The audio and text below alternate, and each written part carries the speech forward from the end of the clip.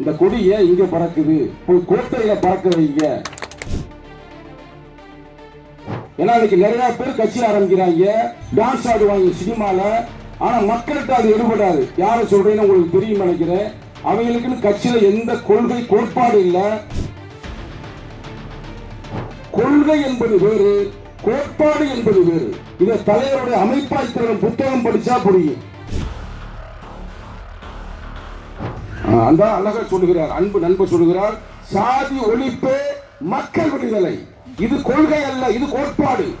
சாதி ஒழிப்பே மக்கள் விடுதலை. மக்கள் என்ன? அவன் எந்த நாட்டில் இருந்தாலும் இருக்கலாம். அமெரிக்காவுடைய அதிபர் என்ன சொல்றாருன்னா, கருப்பர்கள் நீக்கிறவர்கள் மிகவும் அசுத்தமானவர்கள் என்று சொல்லுகிறார். அந்த ஆதிக்கத்தை தான் எதிர்க்கிறான். இளைஞர்களே, நான் ஏன் உங்களை முன்னாடி உட்கார வச்சு பேசுறேன்னா, எழுச்சி தமிழரை போல, புரட்சியாளர் அம்பேத்கரை போல, பகவான் புத்தரை போல நீங்கள் ஒவ்வொருவரும் உருவாக வேண்டும். எழுச்சி தமிழர் சிரட்டு குடிக்க மாட்டாரு, தண்ணி அடிக்க மாட்டார். தெரியுமா தெரியாதா? Neither smoking not drinking. TASMAC இழுத்து மூடி என்ற தமிழகத்தில் கூட்டம் இருந்தால் சொல்லக்கூடிய ஒரே தலைவர் எழுச்சி தமிழர். இந்த பெண்களுடைய குரல் முதல்வருக்கு காதுக்கு கேட்கும் என்று நான் நம்புகிறேன். கொடியை ஏற்றி முடிச்சுட்டு தலைவர் சொன்ன வாசகம் நிறைய பேருக்கு தெரியாது, பழைய தோழர்களுக்கு தெரியும். இன்று எங்களுடைய இயக்க கொடி, நாளை இந்த நாட்டின் தேசிய கொடியினர். Money power, muscle power, mind power. இந்த 3 எம் இருந்தால் நாம் ஆட்சி அதிகாரத்தை கைப்பற்ற முடியும்.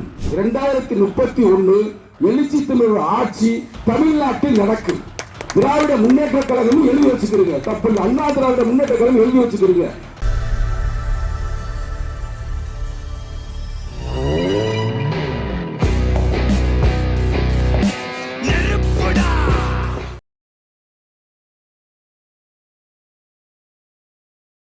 நிகழ்ச்சியை கொள்கை விளக்க பொதுக்கூட்டம், சரிங்களா? அறநெறி போற்று, ஆதிக்கம் தவிர், இனநலம் உயர்த்து, ஈகம் செய், உரிமையை வென்றடு, ஊழலை வீழ்த்து, எளிமையை கடைபிடி, ஏழ்மையை அகற்று என்று தலித் இளைஞர்களுக்கு மட்டுமல்ல, தமிழக இளைஞர்களுக்கு மட்டுமல்ல, இந்திய இளைஞர்களுக்கு ஒரு அறம் சார்ந்த அரசியலை அமைப்பாக்கி கொண்டிருக்கின்ற அண்ணன் எழுச்சி தமிழர் அவர்களுடைய தலைமையில் இயங்குகின்ற இளஞ்சிறுத்தைகள் எழுச்சி பாசனின் சார்பாக, குறிப்பாக இளைஞரணியின் சார்பாக இந்த நிகழ்வில் தலைமையேற்று நடத்தி கொண்டிருக்கின்ற மரியாதைக்குரிய ஒன்றிய செயலாளர் காவண்ணா ரமேஷ் அவர்களே, ரமேஷோடு சேர்ந்து களப்பணி ஆற்றிக் கொண்டிருக்கின்ற தோழர்களே, அன்பு நண்பர்களே, உங்க கருத்துக்கே வர்றேன். அனைவர் பேரையும் அழைப்பதை விட மாவட்ட செயலாளர் பேரை சொன்னாலே அனைத்து பேரையும் சொன்னதற்கான சமம். செல்வம்னாலே உங்களுக்கு தெரியும், ஜான் தாமஸ் அவர் நம்ம மாவட்ட செயலாளர் இருக்கிறாங்க. மண்டல செயலாளராக பொறுப்பேற்றிருக்கின்ற இனிய தோழர்களும் அடங்கி இருக்கிறார்கள். அன்பு தங்கைமார்களும் சகோதரிகளும் இங்கு அமர்ந்திருக்கிறார்கள். இந்த நிகழ்வை கவனமாக கேட்டுக்கொண்டிருக்கின்ற பெண்களும் இளைஞர்களும் அமர்ந்திருக்கிறீர்கள். அதாவது மாவட்ட செயலாளர் பேரை சொன்னால தவறாக எடுக்க வேணாம், எல்லா பேரையும் சொல்லியாச்சு. லிஸ்ட் நிறையா இருக்குது. சொல்லணுமா தோழர்? சொல்லணுமா? சொல்லிடுறேன். அதே மாதிரி மாப்பிள்ளை ஒரு பெரிய பேச்சாளர், அவர் எந்திரிங்க தோழர். உங்கள் எல்லாருக்குமே தெரியும், தென்காசி சார்ந்தவருங்க. நீண்ட இடைவேளைக்கு பிறகு நான் அவருடைய பேச்சை இல்லை, இப்போ இருப்பது தென்காசி, மதுரை எங்கள் ஊருக்கு. அவர் நீண்ட இடைவேளைக்கு பிறகு அவரை பேச்சை கேட்பதற்கான ஒரு வாய்ப்பை தென்காசியுடைய பொறுப்பாளர்கள் ஏற்படுத்தி இருக்கிறீர்கள். தலைவரிடம் சொல்லி தொடர்ந்து அவர் களமாடுவதற்கான ஏற்பாடுகளையும் நாங்கள் நிச்சயமாக செய்வோம். நல்ல அழகான குரல், வலிமையான அந்த வார்த்தையெல்லாம் பயன்படுத்தினார். அவருக்கு வாழ்த்துக்கள். நமது குட்டி தோழர் தமிழ் குட்டி அவர் கிளீனாக சொல்லிட்டார், நம்ம கட்சியுடைய அந்த நீளத்துக்கு என்ன சிறப்பு, சிறப்புக்கு என்ன சிறப்பு, அந்த விடிவெள்ளி நட்சத்திரத்தில் 5 முனைகளுக்கு என்ன சிறப்புன்னு சொல்லிட்டாரு. அதே நேரத்தில் யாருக்கும் ஒரு ஐயனார் அவருக்கு அரசியல் வகுப்பு வேற எடுத்திருக்கிறாரு. பாவங்க, அவங்களுக்கெல்லாம் ஏங்க எடுத்துக்கிட்டு தர்றீங்க? சில பைத்தியக்காரங்களை திருத்தவே முடியாது. அவங்க என்னன்னா இந்த கொடி ஏன் இங்கே பறக்குது, போய் கோட்டையில் பறக்க வைங்க. திருட்டு பயலுக கொடி பறக்கக்கூடிய இடத்தில், பிராணி பயலுக பறக்கக்கூடிய அந்த இடத்தில், சாதி வெறியர்கள் கொடி பறக்கக்கூடிய இடத்தில் ஏன் விடுதலை சிறுத்தைகள் கொடி பறக்கின்றது என்று அவர் சொல்லுகிறார். ஆகையால் அதி விரைவில் கோட்டையில் விடுதலை சிறுத்தைகள் கொடி பறக்கும். இப்ப நேரம் நான் தலைப்புக்கு வர்றேன். முக்கியமானது, நான் வந்தது யார் ஏற்பாடு பண்ணாங்கன்னு தெரியல, செல்வம் என்று எண்ணுகிறேன், பாராட்டுகிறேன். இன்றைய இளைஞர்களுக்கெல்லாம், எல்லாம் படிக்கிற இளைஞர்களுக்கு தான், நீங்க எல்லாருமே படிக்கிற இளைஞர்களுக்கு விடுதலை சிறுத்தைகளுடைய கொள்கை என்ன, கோட்பாடு என்ன, அதை நீங்க தெரிஞ்சிருக்கணும். ஏன்னா இன்னைக்கு நிறைய பேர் கட்சி ஆரம்பிக்கிறாங்க, டான்ஸ் ஆடுவாங்க சினிமால, ஆனா மக்கள்கிட்ட அது எடுபடாது. யாரை சொல்றேன்னு உங்களுக்கு தெரியும் நினைக்கிறேன். அவங்களுக்குன்னு கட்சியில எந்த கொள்கை கோட்பாடு இல்லை. ஆனால் விடுதலை சிறுத்தைகளுக்கு கொள்கை கோட்பாடுகள் உள்ளது. கொள்கைன்னா என்ன உங்களுக்கு தெரியுமா? நிறைய பேர் இப்போ ஆன்லைன்ல லைவ்ல பார்த்துக்கிட்டு இருக்கிறாங்க. கொள்கை என்பது வேறு, கோட்பாடு என்பது வேறு. இதை தலைவருடைய அமைப்பாய்த்திரம் புத்தகம் படிச்சா புரியும். எத்தனை பேர் படிச்சிருக்காங்க தெரியல. நம்ம சட்டமன்ற உறுப்பினர்கள் எல்லாம் படித்திருப்பார்கள் என்று நான் நம்புகிறேன். மற்ற தோழர்களும் தொடர்ந்து படிக்க வேண்டும் என்று நான் வலியுறுத்துகிறேன். தென்காசி மண்ணிலிருந்து, அது குறிப்பாக செங்கோட்டையிலிருந்து. செங்கோட்டைக்கு ஒரு பெரிய வரலாறு இருக்கு, உங்களுக்கு தெரியும் நினைக்கிறேன். செங்கோட்டை முதல் எங்க இருந்தது, மாநிலங்கள் உருவான பிறகு. அப்படிப்பட்ட ஒரு போராட்ட மிகுந்த செங்கோட்டையிலிருந்து விடுதலை சிறுத்தைகளுடைய, எழுச்சி தமிழருடைய கொள்கை கோட்பாடுகள் என்ன என்பதை நாம் பார்ப்போம். கொள்கை என்ன அவங்க கேட்பாங்க. வந்து விடுதலை சிறுத்தைகள் கொள்கை என்ன யாராவது கேட்பாங்கல்ல, இங்க யாராவது ஒரு தோழர் சொல்லுவோம். அப்போ உட்கார்ந்து இருக்கிற விடுதலை சிறுத்தைகளுடைய கொள்கை என்ன, அந்த அழகா சொல்லுகிறார், அன்பு நண்பர் சொல்லுகிறார், சாதி ஒழிப்பு மக்கள் விடுதலை. இது கொள்கை அல்ல, இது கோட்பாடு. சாதி ஒழிப்பே மக்கள் விடுதலை என்பது ஒரு கோட்பாடு. ஏன் கோட்பாடுனா, கொள்கை என்பது பல வகைகள் இருக்கலாம், கொள்கைகள் மாறலாம். இன்னைக்கு ஒரு கொள்கை சொல்லிட்டு நாளைக்கு ஒரு கொள்கையோட சொல்லலாம். ஆனா தலைவர் அப்படி சொல்ல மாட்டார். கொண்ட கொள்கை உறுதியை காட்டு, தேவையெனில் கொள்கை சிதையாமல் உத்தியை மாற்றுன்னு சொல்வாரு. அப்ப நமது விடுதலை சிறுத்தையுடைய கோட்பாடு என்னவென்றால், சாதி ஒழிப்பே மக்கள் விடுதலை. சாதி ஒழிப்பே பறையர் விடுதலை அல்ல, சாதி ஒழிப்பே பல்லர் விடுதலை அல்ல, சாதி ஒழிப்பே சக்கிலிய விடுதலை அல்ல, சாதி ஒழிப்பே நாடார் விடுதலை அல்ல, சாதி ஒழிப்பே தமிழர் விடுதலை அல்ல, சாதி ஒழிப்பே இந்தியர் விடுதலை அல்ல, சாதி ஒழிப்பே மக்கள் விடுதலை. மக்கள் என்ன, அவன் எந்த நாட்டில் வேணுமாலும் இருக்கலாம், எப்படி வேணுமாலும் இருக்கலாம். அவன் அமெரிக்காக்காரனாக இருக்கலாம், ஆப்பிரிக்காக்காரனாக இருக்கலாம், சவுத் ஆப்பிரிக்காக்காரனாக இருக்கலாம், எகிப்தியனாக இருக்கலாம். சாதி ஒழிப்பே மக்கள் விடுதலை. இதுதான் கோட்பாடு. கொள்கை என்னவென்றால், தோழர் சொன்னதை போல 5 கொள்கைகள் இருக்கிறது. அந்த நட்சத்திர ஸ்டார் இருக்கு பாத்தீங்களா, தோழர் குட்டி தெளிவாக சொன்னார். 5 கொள்கைகள், கோட்பாடு அல்ல, கொள்கைகள். என்ன கொள்கை? சாதி மதத்தை ஒழித்து சமத்துவத்தை படைப்போம், வர்க்க பேதத்தை ஒழித்து சமத்துவத்தை, வர்க்க பேதத்தை ஒழிப்போம். வர்க்கம் தெரியுதுல்ல, தொழிலாளி முதலாளி அந்த வர்க்கம். சாதி மதம் உங்களுக்கு தெரியும், பல பிரச்சனை. சாதி புத்தியில சில அமைச்சர் பெருமக்களாக இருந்தாலும் சரி, அதிகாரிகளாக இருந்தாலும் சரி, தொடர்ந்து விடுதலை சிறுத்தைகளை எதிர்த்துக் கொண்டிருப்பார்கள். 2 முடிஞ்சா. அடுத்து பெண்கள் விடுதலை, மகளிர் விடுதலை. இந்த பாப்பா படிச்சு முன்னேற வேண்டும், உழைக்க வேண்டும். அதான் பெண்கள் விடுதலை, மகளிர் விடுதலை, மகத்துவத்தை படைக்க வேண்டும். 3. 4வது என்ன சொல்றாருன்னா, தேசிய இனங்கள் எல்லாம் வெற்றி பெற வேண்டும், தமிழ் தேசியம் எல்லாம் வெற்றி பெற வேண்டும். அப்பதான் தேசியம் இனங்கள் முன்னேற முடியும் என்பது 4. 5வது முக்கியமானது சொன்னார் தோழர். 5வது மிக மிக முக்கியமானது ஏகாதிபத்திய எதிர்ப்பு. தலைவர் சொன்னது 90ல சொன்னாரு. இப்ப 2 நாளைக்கு முன்னாடி படிக்கிற தோழர்களை இங்க கவனிங்க. 2 நாள் எத்தனை பேர் கவனிச்சீங்கன்னு தெரியல. அமெரிக்காவுடைய ஜனாதிபதி என்ன சொல்றாங்கன்னா, சவுத் ஆப்பிரிக்காக்காரங்க, ஆப்பிரிக்காக்காரங்க, நீக்ரோக்கெல்லாம் சரியான ஆட்கள் அல்ல. 2 நாளைக்கு முன்னாடி தலைவர் சொன்னது 90 இல்லை. ஏகாதிபத்திய எதிர்ப்பு என்பது அந்த புத்தி. இப்ப 2 நாளைக்கு முன்னாடி எத்தனை பேர் நியூஸ்ல பார்த்தீங்கன்னு தெரியல, அவன் சொல்ற நேரடியா சொல்றாப்புல. அமெரிக்காவுடைய அதிபர் என்ன சொல்றாருன்னா, கருப்பர்கள் நீக்கிறவர்கள் மிகவும் அசுத்தமானவர்கள் என்று சொல்லுகிறார். அந்த ஆதிக்கத்தை தான் எதிர்க்கிறான். இப்ப கொள்கை என்றால் என்ன, கோட்பாடு என்றால் என்னன்னு தெரியுது. இன்னொன்று முக்கியமான, அதுக்கு முன்னாடி வர சொன்னேன்.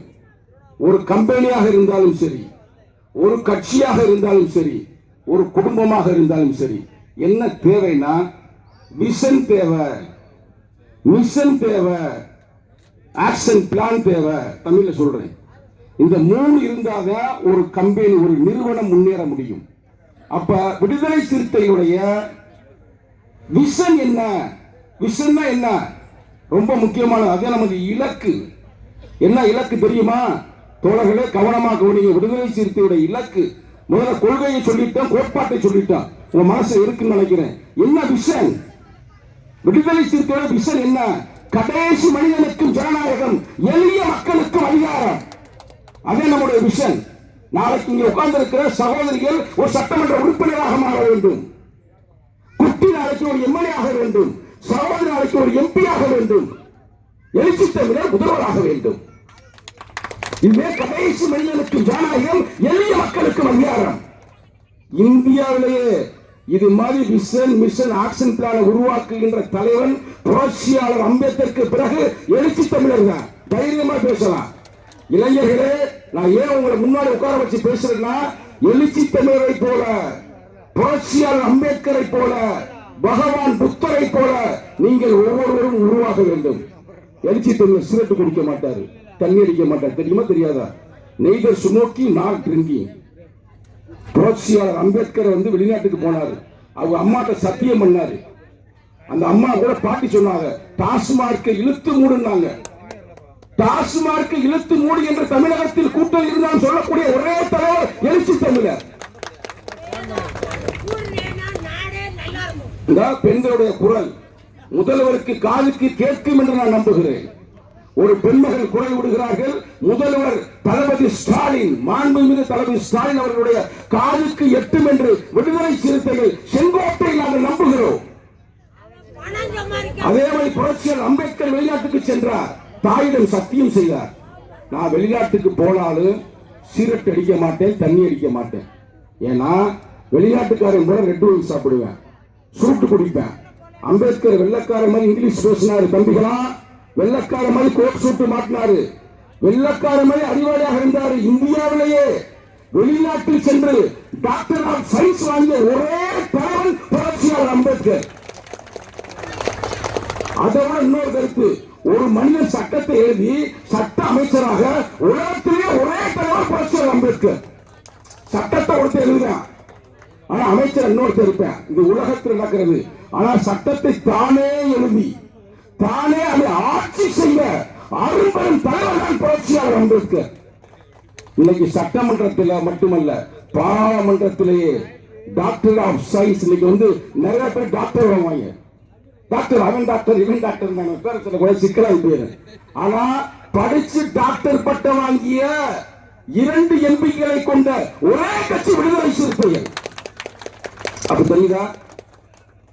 பகவான் புத்தர் பதவி தூக்கி எறிஞ்சிட்டு வந்தாரு. என்ன பதவி? அரச பதவி. அரசன் தெரியுங்களா? பகவான் புத்தர் அரசன், அரசன் பதவியை தூக்கி எறிஞ்சிட்டு வந்தாரு. எதுக்காக வந்தாரு? மக்களுக்காக வந்தாரு. நம்ம தலைவர் சட்டமன்றத்தை தூக்கி எறிஞ்சாரு.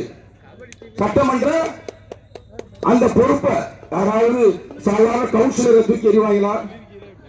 சட்டமன்ற பதவி வேண்டாம் என்று தூக்கி முகத்தில் எறிஞ்சாரு. யாரு முகத்தில் எறிஞ்சாலும் என்ன கேட்க கூடாது, அது மக்களுக்கு புரியும். யார் எறிஞ்சா? எழுச்சி தமிழர். ஏன் எறிஞ்சாரு? அதற்கு முன்னால் இந்தியாவிலேயே சட்ட அமைச்சர் பதவியை துறந்த ஒரே தலைவர் புரட்சியாளர் அம்பேத்கர். வரலாறு படித்த இளைஞர்களே, பார்த்துக் கொண்டு இருக்கும் இளைஞர்களே, நமது வரலாறு சாதாரண வரலாறு இல்ல. நமது வரலாறு சாதாரண வரலாறு இல்ல. சாதாரண ஐயனாரை எதிர்ப்பது விடுதலை சிறுத்தை நோக்கம் அல்ல. இந்தியாவுடைய ஆட்சி அதிகாரத்தை கைப்பற்றுவதுதான் விடுதலை சிறுத்தை நோக்கம். எங்கள் நோக்கம் சார்ஜ் கோட்டை அல்ல, செங்கோட்டை. செங்கோட்டையில் இருந்து நாங்கள் சொல்லுகிறோம். செங்கோட்டையிலிருந்து சொல்றோம். சரிதானே? நான் அவரை பார்த்ததுமே எனக்கு ஒரு எண்ணம் வருது, முக்கியமான மேட்டர் இது. ஊர் பேர் என்ன? புதூர். முதலில் விடுதலை சிறுத்தைகள் கட்சியுடைய கொடி ஏற்றப்பட்ட இடம் மதுரை புதூர். கொடியை ஏற்றி முடிச்சுட்டு தலைவர் சொன்ன வாசகம் நிறைய பேருக்கு தெரியாது, பழைய தோழர்களுக்கு தெரியும். இன்று எங்களது இயக்க கொடி, நாளை இந்த நாட்டின் தேசிய கொடினார். இன்று எங்கள் இயக்க கொடி, நாளை எங்கள் நாட்டின் தேசிய கொடி என்று மதுரை மாவட்டம் மதுரை மாவட்டம் புதூர்ல சொன்னாரு. மதுரை மாவட்டம் புதூர்ல 1990 ஏப்ரல் 14 சொன்னார். இந்த புதூர்ல இருந்து கீழப்புதூரிலிருந்து விடுதலை சிறுத்தைகள் சொல்கிறோம், ஆட்சி அதிகாரத்தை கைப்பற்றுவோம். இன்றைய எங்களுடைய இயக்க கொடி, நாளை இந்த நாட்டின் தேசிய கொடி என்றால் என்ன? ஆட்சி அதிகாரத்தை கைப்பற்ற வேண்டும் என்பதுதான் நோக்கம். அதுக்கு ஒரு கருத்தை சொல்றே, அதை பாருங்க எவ்வளவு ஒத்து வருது பாருங்க. காலம் கொடியை ஏற்றின இடம் புதூர். இன்னைக்கு நம்ம பெண்கள் மத்தியில், இளைஞர்கள் மத்தியில் நாம் சொல்கிறோம் நாங்கள் ஆட்சி அதிகாரத்தை கைப்பற்றுவோம் என்று. அதை விட புரட்சியாளர் அம்பேத்கர் சொன்ன ஒரு கருத்தை சேர்த்தீங்கன்னா அதை பொருந்தும். இந்திய தேசிய கொடியை உருவாக்குனது யாருன்னு யாராவது சொல்லுங்க மாணவர்களே. இந்திய தேசிய கொடியை உருவாக்கியது யாரு? அதுக்காக தான் அவங்க முன்னாடி வர சொன்ன படிக்கணும். அம்பேத்கருமே இருக்கணும். ஒவ்வொரு தம்பிகளும் புரட்சியாளர் அம்பேத்கரை போல இருக்க வேண்டும், எழுச்சி தமிழரை போல இருக்க வேண்டும். இதுதான் இன்றைய இந்த பொதுக்கூட்டத்தின் நமது நோக்கம். இந்திய தேசிய கொடியை உருவாக்கியது பிங்காலி வெங்கையா. நெட்ல போட்டு பாருங்க தெரியும். அதுக்கு முன்னாடி ஒரு பெண்ணு உருவாக்குனாங்க.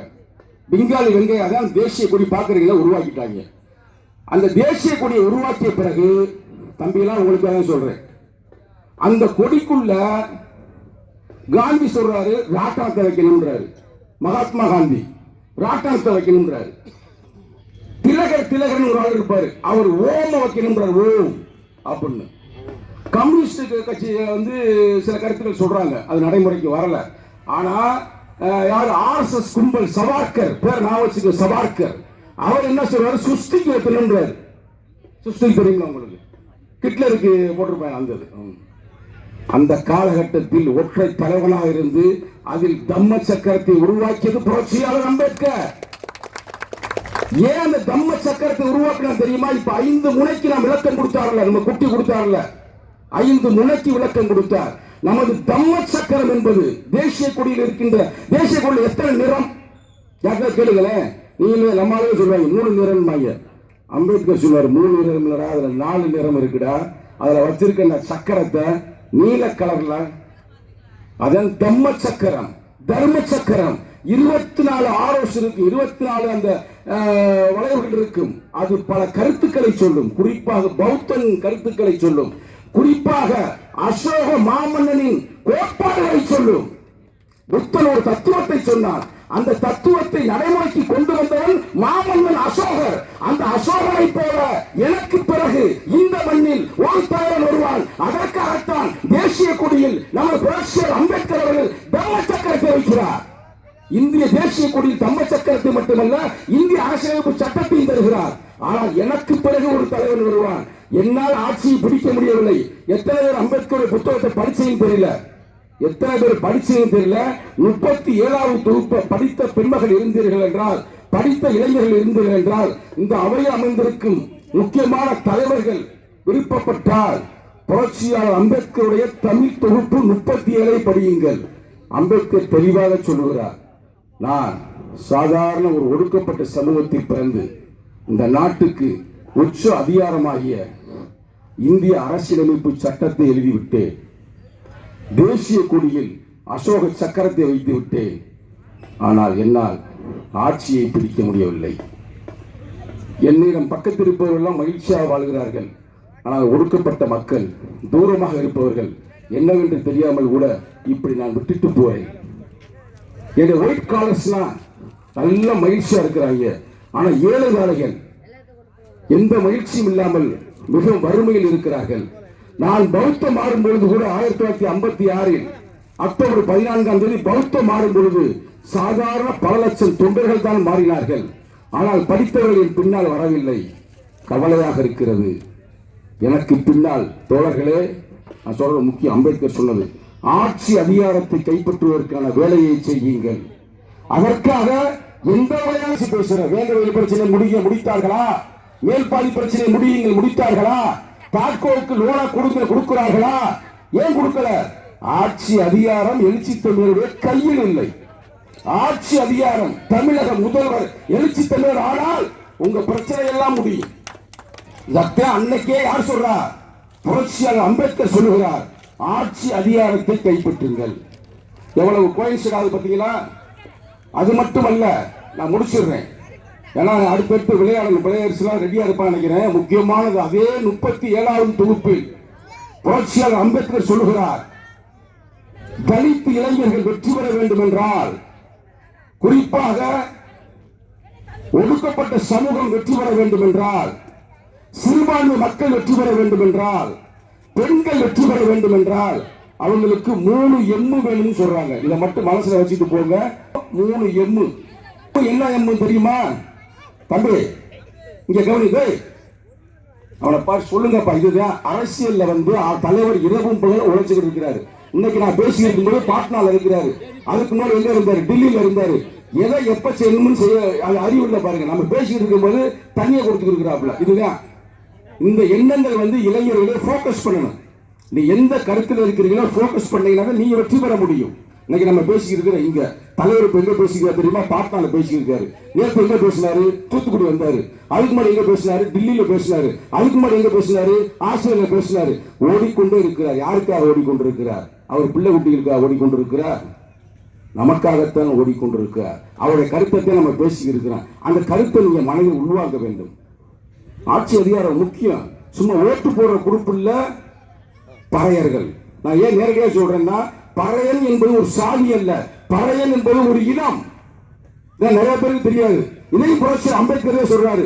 அவருடைய புத்தாண்டு தம்மா, புத்தரும் அவர் தம்மமும் என்ற கடைசி புத்தகத்தில் பறையர் என்ற வார்த்தையை பயன்படுத்தி இருக்கிறார். அவர் சொல்லுகிறார், பறையர்கள் இந்தியா முழுவதுமே இருந்தார்கள். இந்தியாவை ஆண்டவர்கள் பறையர்கள் தான். பறையர்கள் தான் நாகர்கள், நாகர்கள் தான் திராவிடர்கள், திராவிடர்கள் தான் தமிழர்கள் என்று சொல்லுகிறார். அதைத்தான் அயோத்தியாச பண்டிதரும் சொல்லுகிறார். அதைத்தான் ரெட்டமாசி சீனிவாசன் அவர்களும் சொல்லுகிறார்கள். அப்ப அப்படிப்பட்ட ஒரு சூழ்நிலையில் நீங்கள் எல்லாம் தொடர்ந்து எழுச்சி தமிழருடைய பேச்சை கேளுங்க. புரட்சி அம்பேத்கருடைய புத்தகத்தை படிங்க. நீங்க வாழ்க்கையில் ஒரு பெரிய இடத்துக்கு போகலாம். நீங்க நாளைக்கு முதல்வராகலாம், நீங்க நாளைக்கு பிரதமராகலாம். இதுதான் நம்ம இலக்கு. அந்த 3 எம்ம சொல்லி முடிச்சிடுறேன். முக்கியமான எம்மு 3 எம்மு மைண்ட்ல ஏத்துக்கிறீங்க. ஏன்னா இந்த விளையாட்டு வீரர்களுக்கும் பொருந்தும். 3 எம்மு என்ன சொல்றாங்க தோழர்களே? உங்களுக்கு சொல்றேன். அவங்க கூட மறந்தாலும் மறந்துடுவாங்க. Money power, muscle power, mind power. இந்த 3 எம் இருந்தால் நாம் ஆட்சி அதிகாரத்தை கைப்பற்ற முடியும். மணி பவர்னா என்ன? பொருளாதார வலிமை. பொருளாதார வலிமை உருவாக்க வேண்டும். பொருளாதார வலிமை உருவாக்க வேண்டும் என்றால் மைண்ட் பவர் வேணும்.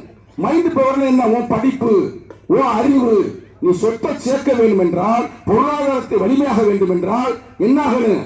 உன் மைண்ட் பவர் கிளியராக இருக்க வேண்டும். மைண்ட் பவர் கிளியராக இருக்க வேண்டும் என்றால் மஸ்கில் பவர் வேண்டும். ஆள் பலம் வேணும். இல்லன்னா உன் உடல் பலம் வேணும். அதுக்கு தேவை நமது பொறுப்பாளர்கள் கபடி போட்டி நடத்துறாங்க. அம்பேத்கருடைய 3 எம்ல அந்த வேலை நடக்குது. அது கபடி போட்டி மட்டுமல்ல, தமிழர்கள் இந்தியாவை ஆண்டவர்கள் உலகத்திற்கே வழிகாட்டி என்று புரட்சி அம்பேத்கரே சொல்றார். நம்ம தமிழர்கள் கபடி போட்டி விளையாடுவோம். எடுத்துக்காட்டு நம்ம கண்ணகி நகர் தங்கை இன்னைக்கு உலகத்தையே திரும்பி பார்க்க வைத்திருக்கிறார். அப்ப கபடி போட்டு மட்டுமல்ல, மஞ்சரட்டு தமிழர் தான் பண்ணுவேன். பார்த்திருக்கிறீங்களா? தமிழர்கள் தான் யாரு மஞ்சரட்டு நடத்துவது? தமிழர்கள் தான். இது மாதிரி தமிழர்களுக்கு என்ற சிறப்பு பண்புகள் இருக்கிறது. அப்ப அந்த வகையில அம்பேத்கர் விருப்பப்பட்ட அந்த மசில் பவரை உருவாக்கக்கூடிய அந்த கபடியை நீங்க நடத்துறீங்க. சிறப்பு, வாழ்த்துக்கள். அதே நேரத்தில் மைண்ட் பவருக்காக நான் உங்களுக்கு சொல்றது, படிங்க. தொடர்ந்து படிச்சீங்கன்னா நீ எவன்டையும் போய் அடிமையாக இருக்க தேவையில்லை. நீங்க நம்ம தலைவரை பாருங்க. நம்ம தலைவரை பார்த்து எல்லாம் பயப்படுறாங்களா இல்லையா? தலைவர் பேச்சை கேட்டாலே எதிரியே தடுமாறானா இல்லையா? பாராளுமன்றமே அப்படியே தடுமாறுது. திசைவெளி போக்கை இவரே காட்டுறாரு. அதாவது அந்த மதுரையில் இருக்கிற அந்த திருப்பரங்குன்றத்தில் இருக்கிற சங்கி, நீதிபதி சங்கி இருக்கிறார்ல, அவர் எதுக்கிறதுக்கு எல்லாம் பயப்படுறாங்க. தலைவர் சாதாரணமா சொன்னாரு, அவர் மேல் நடவடிக்கை எடுக்க வேண்டும். இந்தியாவிலே சொல்ல தலைவர் தாங்க. எத்தனை பேர் கவனிச்சுன்னு தெரியல. இன்சிமெண்ட்ல இருந்து அவர் மேல் நடவடிக்கை எடுக்க வேண்டும். அவர் சொல்லிட்டு போயிட்டார் ஆசிரியாவுக்கு.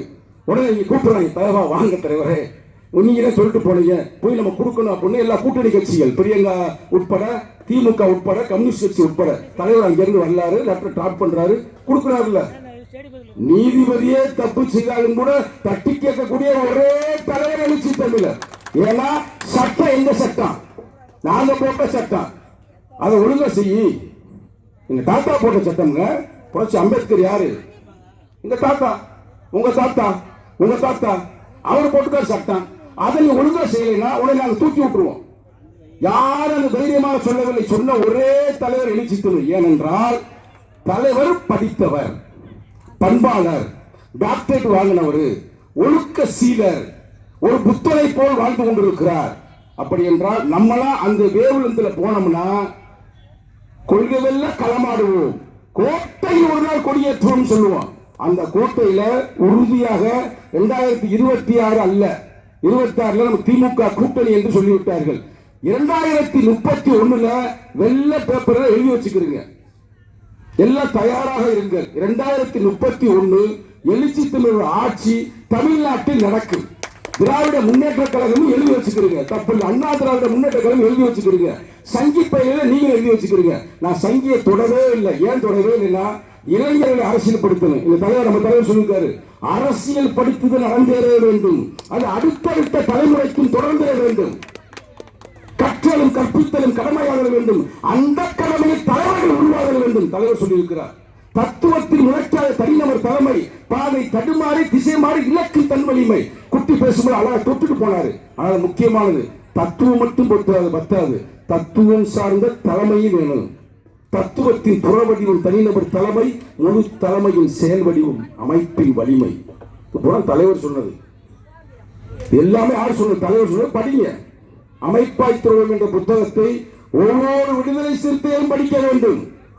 இந்த அவையிலிருந்து சொல்லுகிறேன், நமது பொதுச் செயலாளர்கள் உட்பட, சட்டமன்ற உறுப்பினர் உட்பட அனைவரும் அமைப்பாய் துறவம் என்ற கொள்கை கோட்பாடுகளை மக்களிடம் கொண்டு செல்ல வேண்டும். மக்களிடம் கொண்டு சென்றால் 2031 விடுதலை சிறுத்தைகள் ஆட்சி அதிகாரத்தை கைப்பற்றும் என்பதுதான் இன்றைய செய்தி.